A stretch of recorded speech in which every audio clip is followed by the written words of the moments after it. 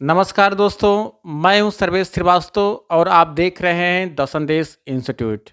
और आज के इस सेशन में हम बात करेंगे बोर्ड एग्जाम्स से रिलेटेड, ताकि जो बोर्ड एग्जाम्स यूपी बोर्ड और सीबीएसई बोर्ड और आईसीएसई बोर्ड का जो है एग्ज़ाम 2021 में होने वाला है, उसके संबंध में हम कुछ सर से बात करेंगे। जो सर का जो नेम है वो नागेंद्र तिवारी, जो कि वो बहुत ही बड़े मोटिवेशनल स्पीकर हैं और जिसके बारे में जो है हम सर से जो है डिस्कशन करेंगे इस टॉपिक पर जो है आपका। क्योंकि जब बच्चे एग्ज़ाम देते हैं तो उसके कई टाइप्स में कई नेगेटिव थॉट्स आते हैं कि कैसे एग्ज़ाम्स को प्रिपेयर करें, कैसे क्या करें क्या ना करें, उसके माइंड में आपका ये सब सारी चीज़ें जो है आने लगती हैं। तो आज हम सर से इसी के संबंध में कुछ हम डिस्कशन करेंगे, ताकि जो है स्टूडेंट्स को जो भी डाउट है उस चीज़ को जो है क्लियर कर पाएँ। और वीडियो स्टार्ट करने से पहले हम आप सभी से बताना चाहेंगे कि आप अभी तक यदि आप हमारे चैनल को आपने सब्सक्राइब नहीं किया है तो आप हमारे चैनल को जो आप सब्सक्राइब कर लीजिए। उसके बगल में नोटिफिकेशन बेल है, आप उसको भी ऑन कर लीजिए, ताकि इसी तरह की इंटरेस्टिंग और लगातार वीडियोज़ आपको सबसे पहले आपको मिलती रहे। सो चलिए हम सेशन को स्टार्ट करते हैं।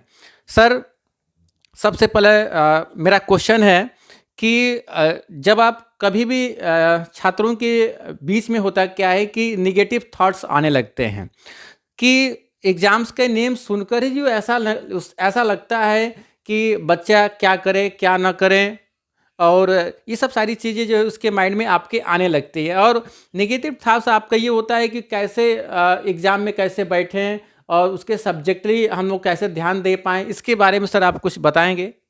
Thank you so much Sarvesh ji. आपने इस टॉपिक को लेकर बच्चों के इस सबसे बड़े समस्या को लेकर आपने एक पहल किया है, एक प्रयास किया है, वीडियो बनाने की कोशिश की है। तो इस प्रयास के लिए मैं बहुत बहुत आपको धन्यवाद देना चाहूँगा।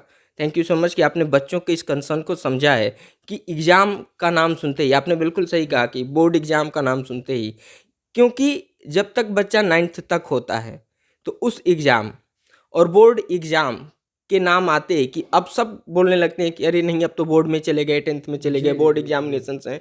तो ये कैसे डिफरेंस हो जाते हैं एग्जाम्स एंड बोर्ड एग्जाम में, ये कैसे डिफरेंस हो जाते हैं? हाँ, 9th तक एग्जाम थोड़े डिफरेंस होते हैं, क्योंकि आप अपने अंडर प्रेमाइसेस में, आप जहाँ पे हैं, जिस क्लास में सबके साथ घुल मिल रहे हैं, उन्हीं बच्चों के आसपास, उन्हीं के बगल में आपको बस एग्ज़ाम देना होता है। लेकिन सिर्फ उस पर्टिकुलर स्कूल से ही आपका कंपटीशन है, उन 30-40 बच्चों के ही, क्लास के, स्कूल्स के उन्हीं पर्टिकुलर बच्चों से ही आपका कंपटीशन है। लेकिन जब आप बोर्ड एग्ज़ाम में एंटर करते हैं तो आपका कंपटीशन, जब सीबीएसई की बात करते हैं, जहाँ तक हम यूपी बोर्ड की बात करें, आईसीएसई की बात करते हैं, जिस पर्टिकुलर बोर्ड की बात करते हैं, सीबीएसई की करते हैं, तो ऑल ओवर इंडिया सभी स्टूडेंट एक साथ एग्ज़ाम देते हैं। और आपका कंपटीशन ना कि सिर्फ उस आपके क्लास के 30-40 बच्चों से है, बाकी आपके बहुत सारे बच्चे और भी आउटसाइडर्स, जैसे कोई बच्चा गाजीपुर में, एक बच्चा गाजीपुर में प्रिपरेशन कर रहा है किसी भी स्कूल में 10th के लिए, क्लास 10th की पढ़ाई कर रहा है, और एक बच्चा दिल्ली में पढ़ाई कर रहा है, दिल्ली के किसी स्कूल में पढ़ाई कर रहा है, प्रिपरेशन कर रहा है। जी सर। ये दो हमने डिफरेंसेस इसलिए लिए हैं सर्वेश जी, क्योंकि बच्चा गाजीपुर का जो है, गाजीपुर के 30-40 बच्चों में वो अब तक 9th तक यही रहा कि हम यहाँ टॉप करते आ रहे हैं, इसका मतलब कि मैं टॉपर हूँ, क्योंकि इन 40 बच्चों के अंडर में टॉपर हूँ। लेकिन अब वही बच्चा एक दिल्ली में जो प्रिपेयर कर रहा है, तो इन दोनों की preparation level, preparation strategy differences होंगी। हाँ, बोर्ड एग्जाम को लेके माइंड में बच्चों का एक बहुत बड़ा डर होता है, लेकिन सबसे बड़ी बात, सबसे खास बात यह है कि ये भी एग्जाम 3 घंटे का ही है, ये भी एग्जाम आपके 3 घंटे का ही है। तो सबसे बड़ी डिफरेंसेस कि इस 3 घंटे में आपका माइंड सेट, माइंड थॉट क्या होता है। क्योंकि कोई भी चीज़ हम क्रैक करते हैं, मान लीजिए कि हमने पूरे साल प्रिपरेशन की, खूब जम के की, 18 घंटा, 15 घंटा, 12 घंटा हमने प्रिपरेशन पे दिया, लेकिन हमारा माइंड उस 3 घंटे में काम करना बंद कर दिया। फॉर्मूला यहाँ पे हम सही पढ़े थे, लेकिन वहाँ पे जाके हम 4 एंगल का सम 360 की जगह 180 लिख के आ गए, अंडर प्रेशर, अंडर प्रेशर। तो ये सबसे बड़ा प्रॉब्लम है बोर्ड एग्जाम का और बच्चों का, कि अंडर प्रेशराइज हो जाते हैं। तो ये 3 घंटे काफ़ी मायने रखते हैं, तो इस पे हमें काम करना है। तो हम आगे स्टेप बाय स्टेप इसके बारे में डिस्कशन करते रहते हैं। सर, मेरा ये जो क्वेश्चन था कि जैसे एग्ज़ाम जो वर्ड होता है ना, उसको सुनकर ही जो लड़के घबराने लगते हैं, तो हम बेसिकली रूप से उसको हम कैसे उसको रिमूव करें, ये सबसे पहला जो क्वेश्चन होगा छात्रों की तरफ से आपका, कि उसको वर्ड को सुनते ही ऐसा लगता है कि भाई अब क्या करें, कैसे एग्जाम दें, क्या करें, ये सब सारे जो उसके माइंड में आने लगते हैं। तो हम बेसिकली सर क्वेश्चन यही किए थे कि कैसे इसको रिमूव किया जाए। रिमूव हो जाएगा तो बच्चा अपने आप जो है रिलैक्स मूड में आ जाएगा, जिससे अपने सब्जेक्टली फोकस करेगा आपका सर जो है। तो रिमूव कैसे उसको किया जाए, क्या इसके बारे में आप सर क्या कहना चाहेंगे आप? जी बिल्कुल सर्वेश जी, थैंक यू सो मच। बाकी काफ़ी अच्छा क्वेश्चन आपने इसके रिलेटेड पूछा है कि हाँ, हमारे पास प्रॉब्लम तो आ गई लेकिन इसका सॉल्यूशन क्या होना सोल्यूशन चाहिए। क्या है, मेन सोल्यूशन की बात सर। तो सॉल्यूशन मैं आपको स्टेप बाय स्टेप बताता हूँ। सॉल्यूशन के लिए सबसे पहले हमें अपने प्रिपरेशन स्ट्रेटजी पे फोकस करना चाहिए। और प्रिपरेशन स्ट्रेटजी में आपके from morning to from night आपके अलग अलग स्टेप्स हैं। इसमें आपके उठने से लेके सोने तक, खाने से लेके पीने तक और पढ़ने तक, कोचिंग, स्कूल, क्लासेस, सारी चीज़ें, और साथ में आपकी पर्सनल सेल्फ स्टडी, ये सारी स्ट्रेटजी आपको प्लान करनी होगी। ठीक। तो मेरे हिसाब से इस एग्ज़ाम के डर को दूर करने के लिए आप सिंसियर बनिए, ना कि बहुत ज़्यादा सीरियस हो जाइए। क्योंकि आप सीरियस होंगे तो हेल्थ इफेक्ट होगा, हेल्थ इशू होगा और आपको बोर्ड एग्जाम देने में प्रॉब्लम है। तो आपको ऐसा नहीं होना चाहिए, आपको सिंसियर होना चाहिए। सिंसियर कैसे हो, मैं स्टेप बाय स्टेप आपको गाइड कर देता हूँ। तो सबसे पहले प्रिपरेशन स्ट्रेटजी में सबसे पहला काम है कि आप अब तक जो भी आपने किया ठीक है, लेकिन आप टाइमली उठना शुरू कर दीजिए। टाइमली कब उठें? तो देखिए, बेस्ट सुटेबल टाइम होता है सुबह के 4 बजे ब्रह्म मुहूर्त, आप भी जानते हैं। ठीक है, समय से आप सो जाइए, 6 घंटे की आप नींद लीजिए, 8 घंटे के चक्कर में मत पड़िए। अब थोड़े बड़े हो गए तो आप 6 आवर्स की कंप्लीट रेस्ट नींद लीजिए। माइंड को रेस्ट की बहुत ज़रूरत है, तो 6 आवर्स का स्लीप कंफर्टेबली बहुत ज़रूरी है। फिर मॉर्निंग में 4 o'clock आप उठ जाइए। उसके बाद 1-2 घंटे की आप प्रॉपर स्टडी करिए। उस समय कौन सी स्टडी होनी चाहिए, ये भी सवाल हो सकता है बच्चों का। तो उस समय स्ट्रेटजी, उस समय की स्टडी जो है मॉर्निंग स्टडी, वो जो आपको रिवाइज करना है, जो स्कूल में जाके बहुत सारी चीज़ें हैं आपको बतानी है, आंसर्स देने हैं। तो थियोरेटिकल सब्जेक्ट इस समय ज़्यादा पकड़ में हो सकते हैं आपके, जिसको आप लर्न करिए, रिवाइज करिए, बार बार रिवाइज करिए, लर्न करिए और जाके आप आंसर्स दीजिए। तो मेमोरी बेस्ड जितने भी सब्जेक्ट हैं आप मॉर्निंग में 4 o'clock का 1-2 घंटे का आप टाइम बना लीजिए। फिर 4 से 6, 6 से आप उठें, फिर आपने रेडी हुए और 7 से 8 की जो क्लासेस की आपकी टाइमिंग है स्कूल की, तो उस टाइम पे आप स्कूल पहुंच जाएंगे। तो आप अब इस रूटीन को जी। अब से स्टार्ट करके ये आप अपने वर्क लाइफ, यहाँ से लेके ऑफिस लाइफ, वर्क लाइफ तक ये रूटीन आप फॉलो कर सकते हैं। और ये आपके लिए हमेशा कंफर्टेबल रहेगा कि हमेशा आप टाइम पे स्कूल पहुँच जाएंगे, टाइम पे ऑफिस पहुँच जाएंगे, टाइम पे आप जिमिंग, जॉगिंग, योगा सारी चीज़ें कर सकते हैं। तो मॉर्निंग में उठते हैं तो यदि jogging, yoga, gymming, concentration, focus, meditation करते हैं तो ये सारी चीज़ें आपको बेनिफिशियल होने वाली है। तो सुबह उठना। दूसरी चीज़ है कि आप अपने सब्जेक्ट्स को, सबसे पहले बहुत सारे बच्चे क्या करते हैं कि अब तक उनको आइडिया ही नहीं है कि अपना टाइम टेबल कैसे प्रिपेयर करें, हर सब्जेक्ट पे पर्टिकुलरली कैसे फोकस करें, कैसे नंबर दें। उनको मैथ और साइंस बहुत ज़्यादा पसंद होगा, लेकिन बाकी सब्जेक्टों का क्या? बहुत सारे बच्चे हिंदी को इग्नोर कर देते हैं। Why it so? क्योंकि जब हम टॉप कर रहे हैं, हमें ओवरऑल एग्रीगेट परसेंटेज देखना है। तो हाँ, जिन सब्जेक्ट्स में आपके कम है, वेटेज लो हैं, उन सब्जेक्ट्स पे आपको ज़्यादा ध्यान देना है। लेकिन जिन सब्जेक्ट्स पे आपके पकड़ हैं, उसको भी साथ में रिवाइज करते हुए लेके चलना है, ताकि आपका एक बेहतरीन टोटल एग्रीगेट बन सके। तो आपको प्लान करना होगा, आपको स्ट्रेटजाइज करना होगा पर्टिकुलर हर एक सब्जेक्ट पे। तो स्कूल को भी प्लान करना होगा, स्कूल की टाइमिंग, स्कूल के आने के बाद खाना पीना, ड्रेस चेंज करना, रिलैक्स होना। उसके बाद फिर से आपको पढ़ना होगा, या तो आप कोचिंग करने जा रहे होंगे, होम ट्यूशन कर रहे होंगे।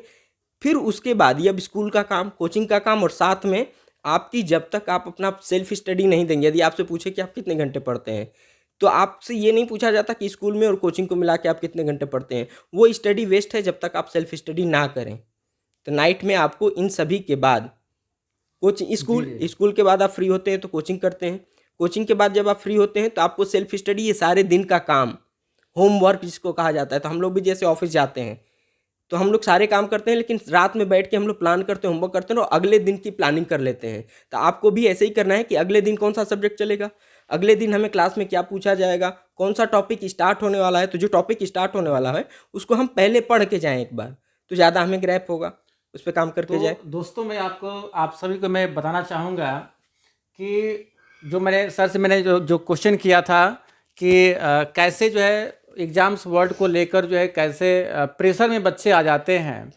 तो प्रेशर में आने का कारण जो होता है कि सबसे पहली बात कि आप बोर्ड एग्ज़ाम्स को जो वर्ड जो है तो होता, ऐसा लगता है कि बहुत ज़्यादा प्रेशर में बच्चे आ जाते हैं, तो प्रेशर में आने की कोई ज़रूरत नहीं है। आप पूरा एकदम रिलैक्स मूड में रहिए, और बहुत ऐसा कुछ नहीं है कि जो है आप बोर्ड एग्जाम में जाएंगे तो आपको कोई चारों तरफ से आपको प्रेशर देने वाला नहीं है। जैसे आप क्लास में पढ़ते हैं, एग्ज़ाम देते हैं अपने जो स्कूल पर, सेम प्रोसेस आपका वहाँ पर भी होता है। बहुत ज़्यादा वो प्रेशर में नहीं रहना है। और ये जो है मतलब कि जो वर्ड आता है, जैसे आपका हमेशा बच्चे कंसल्ट करते रहते हैं कि मेरा क्या होगा, मैं कुछ पढ़ा नहीं। तो ये जो है आपका जो माइंड सेटअप जो बन रहा है आपका जो है हेजिटेशन का, तो आप उसको हटा दीजिए। कोई आपको प्रेशर में नहीं रहना है, बस उसका जो एक रूटीन बनाना है आपको जो पढ़ने का, कि जो सब्जेक्ट आपका वो वीक है उस पर थोड़ा सा आपको ध्यान देना है।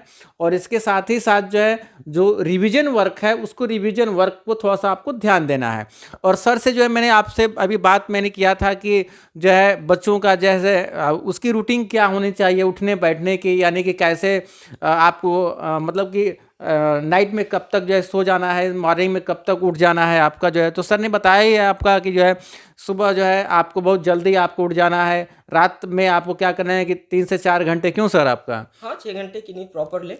6 घंटे की आपकी जो है आपको नींद आपको तो लेना है, क्योंकि एक्चुअली जो है नॉर्मल जो इंसान की जो 6 से 8 घंटे का जो वो रूटीन होता है सोने का सर आपका जो है।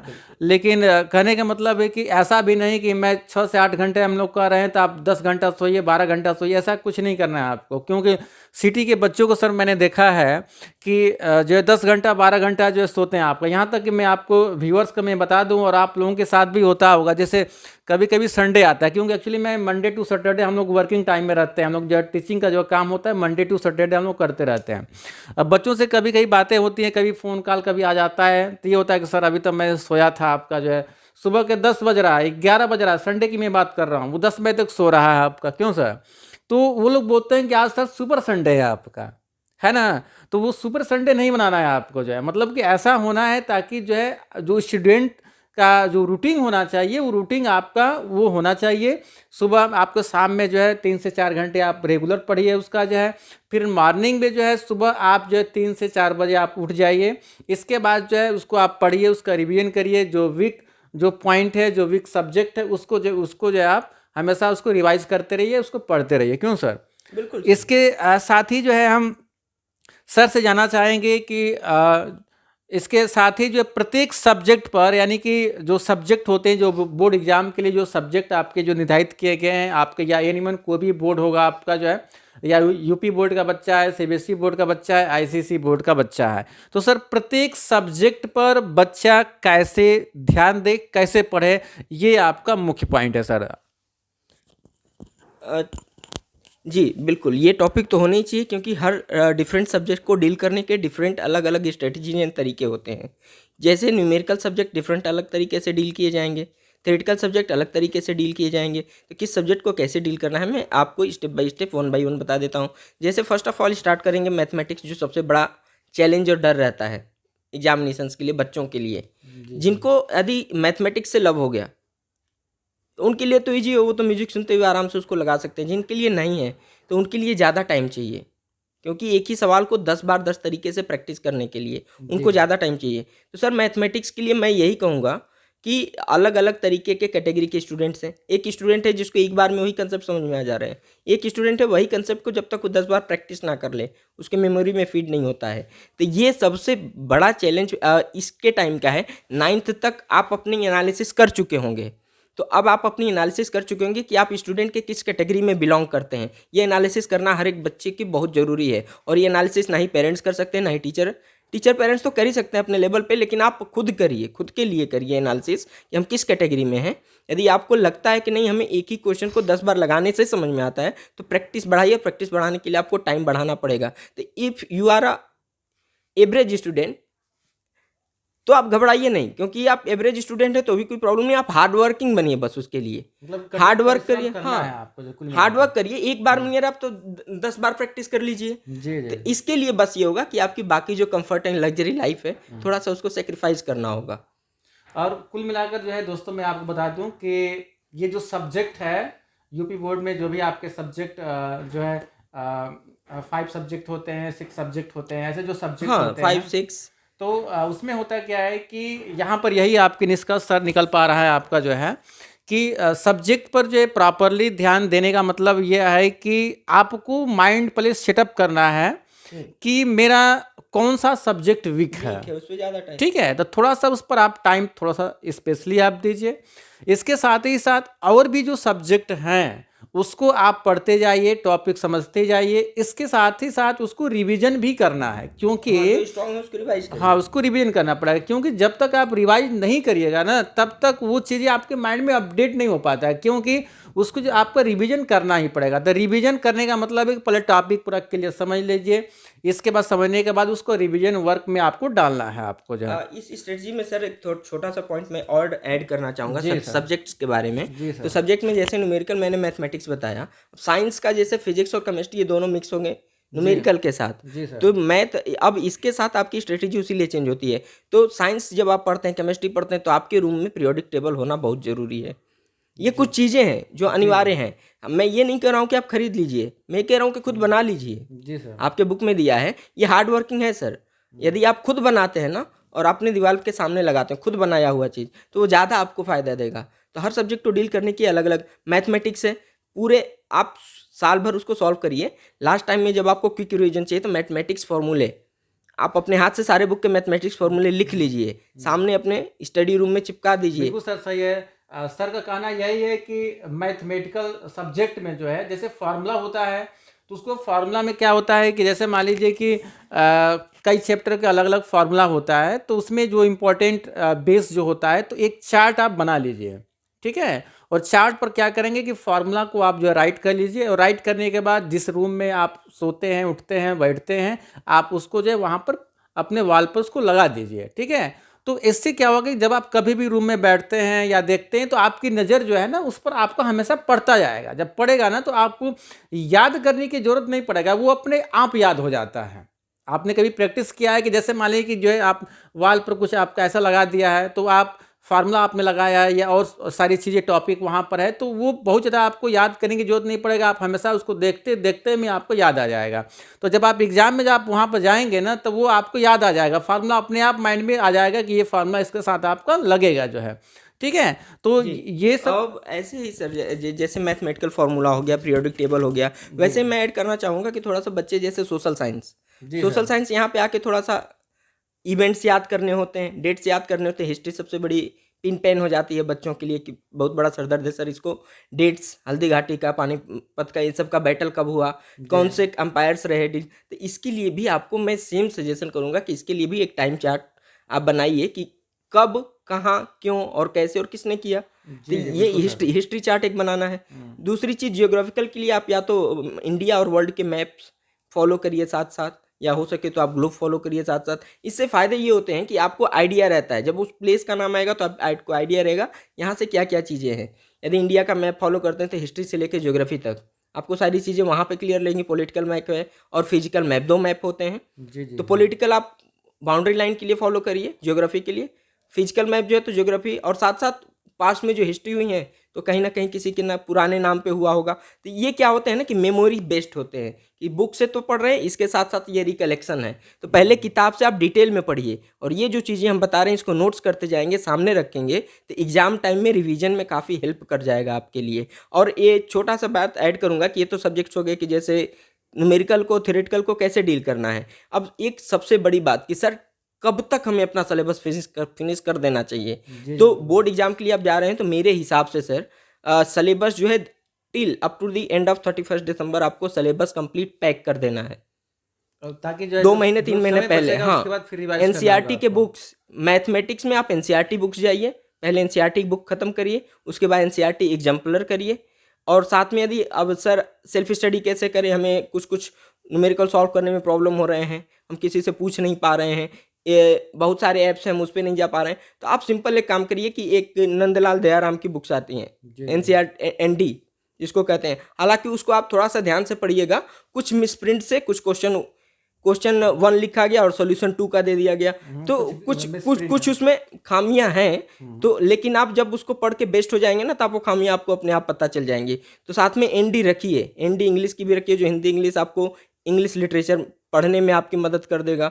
मैथमेटिक्स साइंस में आप रखते हैं तो आपको, मैं ये नहीं कर रहा हूँ कि उस पर 100% फुल्ली डिपेंड होइए, टीचर्स पे डिपेंड होइए, स्कूल्स पे डिपेंड होइए, कोचिंग पे डिपेंड होइए, ये आपके सेल्फ स्टडी के पार्ट्स हैं। जी, जी, आई एम बिल्कुल नॉट सही। टॉकिंग अबाउट कि आप इस पे फुल्ली डिपेंड हो जाइए, लेकिन हाँ, मैथमेटिक्स की एनसीईआरटी बुक, एनसीईआरटी एग्जाम्पलर, ये आप सॉल्व करते हैं तो ये आपको बोर्ड एग्जाम में 90% फ़ायदा देने वाले हैं, क्योंकि इसी के आसपास रहेगा। साइंस में 2020 के आसपास के जो बोर्ड एग्जाम हुए पिछले, तो साइंस में एक बोर्ड का पैटर्न थोड़ा सा उन्होंने चेंज किया कि केमिकल के डायरेक्ट नाम ना देकर, एलिमेंट का नाम ना देकर, एलिमेंट्स के उन्होंने फंक्शंस प्रॉपर्टीज पूछ ली कि यदि एक्स एलिमेंट है जिसका गैस वाइट निकलता है, जी, यदि जी। वाई एलिमेंट है जो पूरा ज्वलनशील होता है, फ्लेम निकलता है लेकिन वो हीट नहीं देता है। तो अब इसके कहने का मतलब कि अप्लाइड केमिस्ट्री आ गई। जी। तो आपको प्रॉपर्टीज के साथ ढंग से डिटेल में याद रखना होगा, क्योंकि यदि बोर्ड एग्जाम ऐसा पूछ लेता है, आपको प्रॉपर्टी नहीं पता है तो एक्स और वाई एलिमेंट कौन से होंगे, तो इस पे आपको डिटेल में ध्यान से करना। मैं इसलिए आपको इस टाइप के डिस्कशंस कर रहे हैं जी, जी, जी। ताकि आपको आइडिया रहे कि जी। डायरेक्ट ना पूछ के इस तरीके से भी पूछा जा सकता है। तो इसके लिए आप अभी से प्रिपेयर हैं। और सर्वेश जी का तो बहुत बहुत मैं धन्यवाद करूंगा ही, ये काफ़ी समय से भी आपके लिए ये सारी जानकारी लेके आ रहे हैं कि आप अभी सतर्क हो जाएंगे, अभी से आप लग जाएंगे तो आपके लिए पूरा टाइम है। टाइम पे सिलेबस खत्म करने का, सबसे पहले मैथ साइंस के सिलेबस खत्म करिए, ठीक है। इसके बाद हिस्ट्री, सिविक्स, ज्योग्राफी, इकोनॉमिक्स, इनके सब्जेक्ट्स को, इनके सिलेबस को आप खत्म करिए। साथ में इंग्लिश और साइंस, इंग्लिश में आप क्या कर सकते हैं, जैसे हमने बाकी सबके चार्ट्स बताए सर, इंग्लिश में सबसे बड़ी चीज़ होती है, एक तो आर्टिकल है, साथ में आपके टेंस हैं।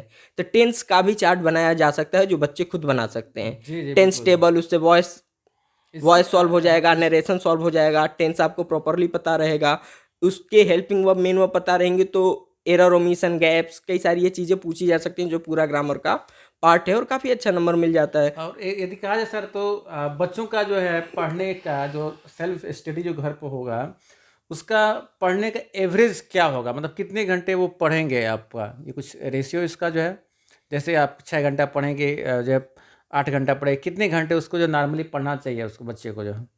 सेल्फ स्टडी देखिए, बोर्ड एग्जाम में मेरे हिसाब से अकॉर्डिंग 5 to 6 आवर्स कम से कम मिनिमम सेल्फ स्टडी की बात कर रहा हूँ मैं, ना ही कोचिंग और ना ही स्कूल का। जी। कोचिंग के तो 1-2 घंटे हो गए, स्कूल के 5-6 घंटे हो गए। तो आपको मिनिमम स्टडी आप लेके चलें कि लगभग आपको 12 घंटे पढ़ने हैं, बाकी के काम आप 24 घंटे में 12 घंटे पढ़ने हैं, 12 घंटे में आपका खाना पीना सोना, फ्रेंड्स, बाकी अदर ओके चीज़ें आप कर सकते हैं। Okay sir. और सबसे जो है लास्ट क्वेश्चन, और बहुत ही इम्पोर्टेंट क्वेश्चन है, और दर्शकों को मैं आपको बता दूं कि जो भी हमारे बच्चे जो है आप जुड़े हुए हैं उसमें इस समय जो है कोरोना काल में जो है उन सभी का पढ़ाई स्कूल पर हो नहीं पाया है, ये तो हम भी मानते हैं, क्योंकि कोविड-19 की वजह से जो है स्कूल भी नहीं चल पाया है जो है।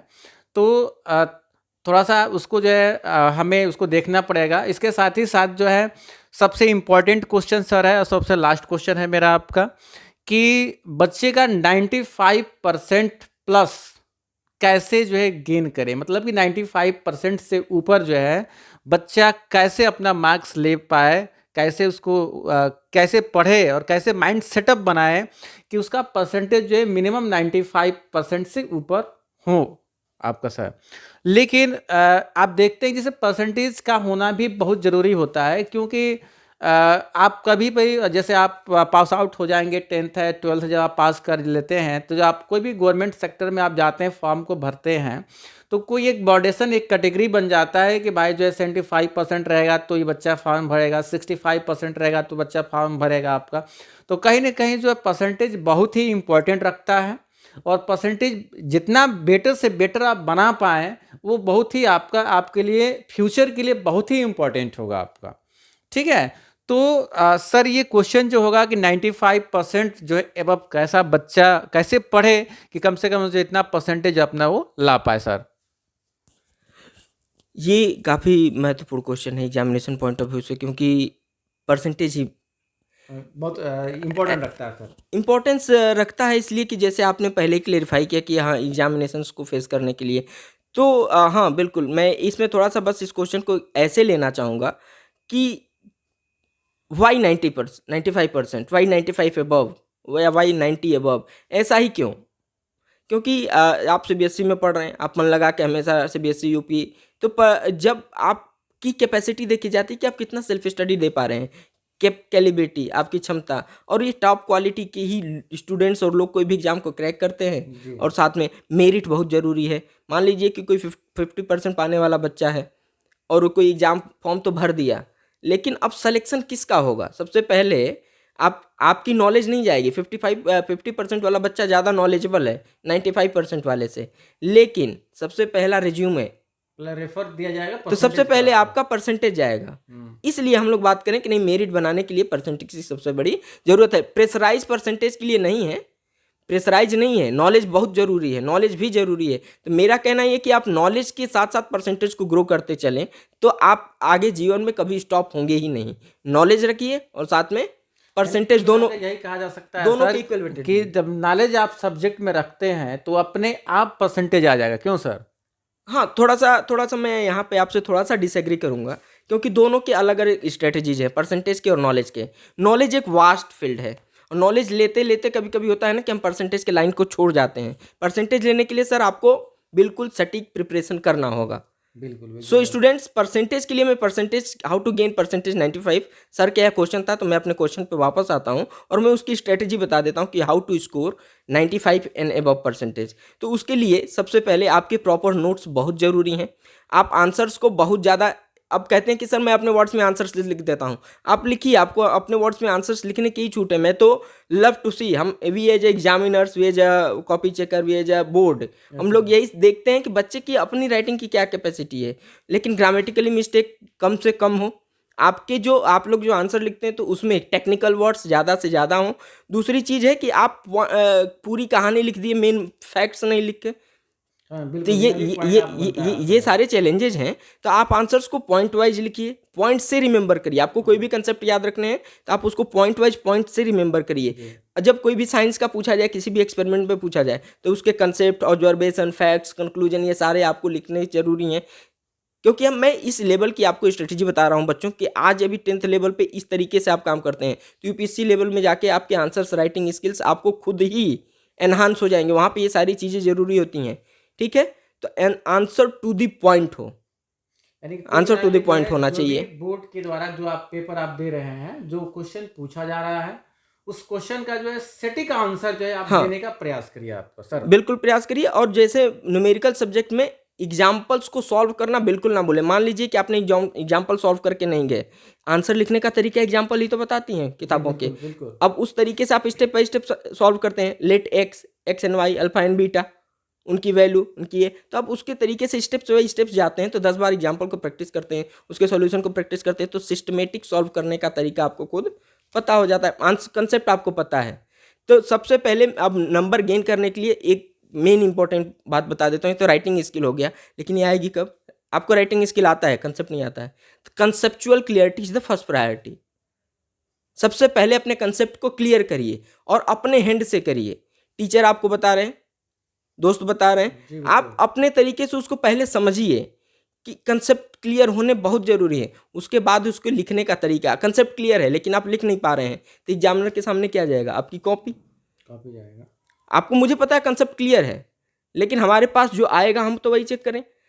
तो अब इसमें ये हो जाता है कि भाई हमें तो वही दिख रहा है जो लिखा गया है। तो इसीलिए कंसेप्चुअल क्लियरिटी के साथ साथ राइटिंग स्ट्रेटजी बहुत मायने रखती है परसेंटेज को इन्हांस करने के लिए। और इसके लिए सर ये एक दिन में नहीं होगा, तो आज से लगना पड़ेगा। और प्रिपरेशन स्ट्रेटजी इसीलिए इसकी स्ट्रांग चाहिए कि हमें कंसेप्ट भी क्लियर करने हैं, नॉलेज पे भी फोकस करना है, साथ में राइटिंग स्किल्स पे भी फोकस करना है। और इन सब के लिए सर पेशेंस और कंसिस्टेंसी, इन दो चीज़ों की बहुत ज़रूरी है। और बच्चों से एक छोटा सा मैं रिक्वेस्ट वही करूँगा कि इस टाइम, बोर्ड के टाइम में लॉट्स ऑफ डिस्ट्रैक्शंस आपके आसपास आएंगे, लेकिन आपको डिस्ट्रैक्शंस पे नहीं फोकस करना है, concentration, main word concentration, concentrate होके ही स्टडी करनी है। एक टाइम की एक बात थी नरेंद्र की, स्वामी विवेकानंद की, कि वो एक बार स्ट्रीट लाइट पे, रोड पे बैठ के वो पढ़ रहे थे और सामने से बगल से बारात गुजर गई। बगल से एक बंदा आया और पूछा कि यहाँ से अभी कोई बारात गई है क्या? पूछे कौन सी बारात? जी बिल्कुल ऐसा ही होना चाहिए। तो ये concentration, I am not talking about my, I am talking about Swami Vivekananda. और ये कोई फाल्स स्टोरी नहीं है, आप ढूंढिएगा, आपको ऐसी स्टोरीज मिल जाएंगी। चलिए ठीक है, आप ये नहीं मानते हैं तो आपको एक फैक्ट बता देता हूँ एक और, वो सबसे बड़ा एग्जाम्पल आपको मिलेगा। अर्जुन, सर आप अर्जुन के बारे में आप अच्छे से जानते होंगे। मछली की आंख भेदने के कंसेप्ट, स्टोरी, कहानी सबको पता होगी। तो जब उनके गुरु ने पूछा, द्रोणाचार्य ने, कि आपको क्या दिख रहा है, तो उन्होंने क्या बोला, क्या जवाब था? मछली की आंख। जी बिल्कुल। अर्जुन को क्या दिख रहा था?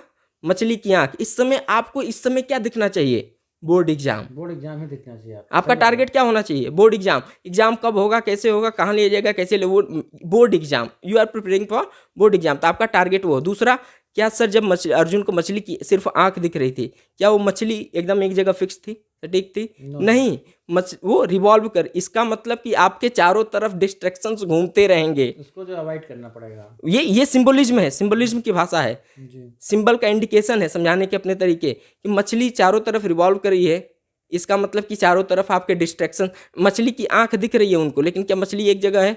घूम रही है। तो उस घूमते हुए मोशन में उस एक पर्टिकुलर पॉइंट पे फोकस बनाना, कितनी बड़ी कंसंट्रेशन पावर होनी चाहिए? तो इस लेवल का कंसंट्रेशन पावर आप लोगों के पास होना चाहिए। जैसे आईपीएल है, T20 मैचेज हैं, तमाम चीज़ें हैं जो आपके बहुत सारी फेवरेट चीज़ें होंगी, लेकिन बचना पड़ेगा अभी के लिए। लाइफ सिक्योर कर लीजिए, उसके बाद आराम से आप खुद जाके खेलिए, एंजॉय कीजिए, टिकट लेके वहाँ पे बैठ के देखिए। जी बिल्कुल सर। और अब आपको 2 स्टूडेंट्स बनने हैं। फाइनल वर्ड्स मेरी तरफ से, फिर आपके जो क्वेश्चन होंगे हम डील करेंगे। मेरी तरफ से 2 बस ये बेसिक एग्जांपल, एक एग्जांपल हमने अर्जुन का दिया। तो आपको स्टूडेंट में दो टाइप के स्टूडेंट अब तक हुए हैं जो मैं बता रहा हूँ। 2 टाइप के स्टूडेंट आपको बनने हैं। एक तो अर्जुन की तरह, जो अपने टीचर्स से स्टेप बाय स्टेप उन्होंने फॉलो किया, गुरु द्रोणाचार्य से। तो ये सिस्टमेटिक है जो आप स्कूल में करते हैं, कोचिंग में करते हैं, ये आप बन चुके हैं, ठीक है।